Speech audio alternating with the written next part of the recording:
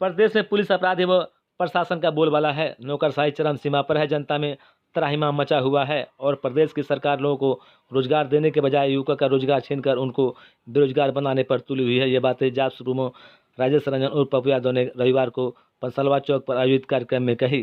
कार्यक्रम का आयोजन किसान मजदूर एकता मंच के तत्वाधान में पिलिंग और आरा मिल को लाइसेंस मुक्त करने और औद्योगिक क्षेत्र घोषित करने की मांग को लेकर किया गया था। कहा गया कि यहाँ के सूद पर पैसे लेकर जब स्वरोजगार के लिए छोटी छोटी फैक्ट्रियाँ लगाते हैं तो उन्हें लाइसेंस नहीं दिया जाता है। अध्यक्षता मुन्ना सहनी संचालक ललन कुमार यादव ने की। मौके पर अभिजीत सिंह, नागेंद्र सहनी, विनय कुशवाहा, चंदन कुमार यादव, पवन राय, वेद प्रकाश, संजीव चौधरी, राजेश कुमार, शिवजी राय आदि अन्य लोग मौजूद थे। एक लोग मिले थे, उन्होंने आश्वासन दिया था कि किसी भी कीमत पर हम 400 फैक्ट्री को बंद होने नहीं देंगे, तंग होने नहीं देंगे और मजदूरों की मजदूरी जाने नहीं देंगे। एक बड़ा उद्योग, एक तरफ हम उद्योग लाते नहीं हैं, सारा उद्योग बिहार से बंद हो गया, उद्योग के नाम पर पूंजी निवेश नहीं कर पाए और जब 4-4 ऐसा उद्योग जहां 1.5 लाख माँ बहन हमारा काम करता हो, जिसका पेट भरता हो, सिर्फ इस स्टेट का नहीं, इस स्टेट से बाहर के भी बच्चे हमारे यहाँ आके काम करता है और सरकार के आश्वासन के बाद हमेशा हमारे पदाधिकारी ने सरकार को गुमराह किया, सेक्रेटरी ने, डीएफओ ने, और हमेशा डीएफओ से लेकर रेंजर सभी लोग यह दुधारू गाय समझ लिया। 400 को शोषण का अड्डा बना दिया। कभी कोई मंत्री आओ तब 50 लाख, फिर कोई आओ सरकार तब करोड़। कब तक डराइएगा हमें?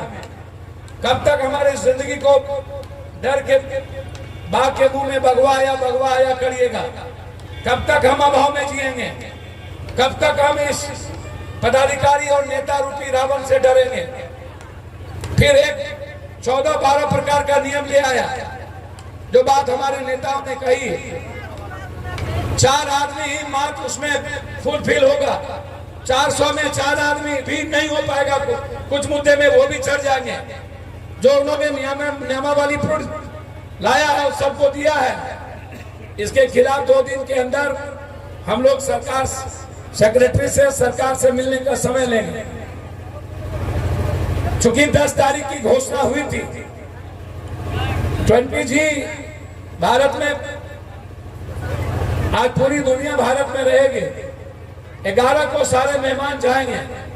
11 के बाद हम लोग जुब्बा सानी की धरती से, मैं बार बार कहता हूं ये बात कि रोजगार नहीं तो जिंदगी नहीं, रोजगार नहीं तो सरकार नहीं, किसान नहीं तो सरकार नहीं।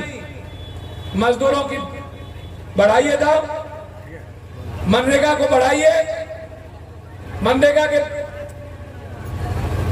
का जो आप देते हैं वेतन उसको बढ़ाइए।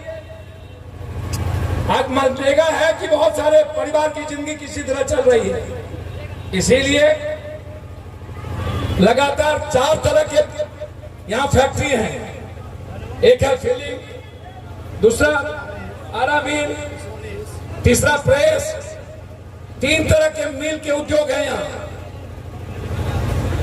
जिसकी रेवेन्यू मुजफ्फरपुर को बहुत ज्यादा है। छोटा छोटा दुकान सब जगह लग गया। पंसलवा एक अच्छी खासी अर्थ देने वाली जमीन हो गई और उसको मिटाने के पीछे की दृष्टि। इसीलिए एक संकल्प सभा, आज सारे किसान मजदूरों की ये सभा थी।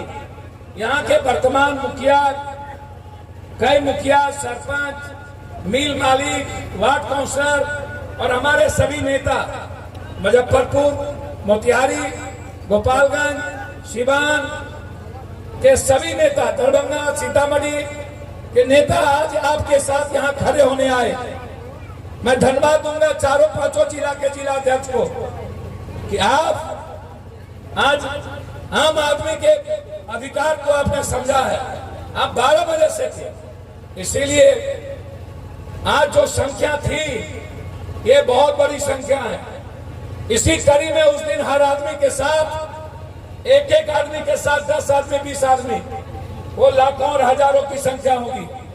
हमारी बात पहले मानी गई, आया कि सारे मिल मालिक को रजिस्ट्रेशन मिल जाएगा, और उसके बाद फिर एक नया नियमावली ले आया गया और पत्राचार भेज दिए जिसमें हम कहीं फुलफिल नहीं करते हैं। प्रदूषण के नाम पर डराना।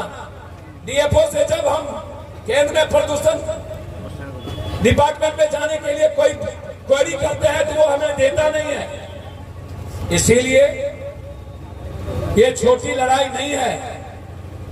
इसी लड़ाई से हम मुजफ्फरपुर की इतिहास लिखेंगे। जो लड़ाई हमारी इस 400 फैक्ट्री के साथ, बेटी ईशा, बेटी खुशी, जमीन और अन्य माफियाओं के खिलाफ जो मुजफ्फरपुर की आजादी की है, एसपी साहब आपको इसी बेटी को वापस लाना होगा, जवाब देना पड़ेगा।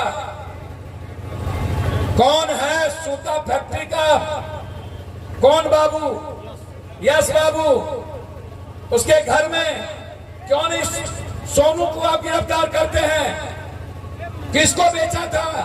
आपके पास वीडियो है।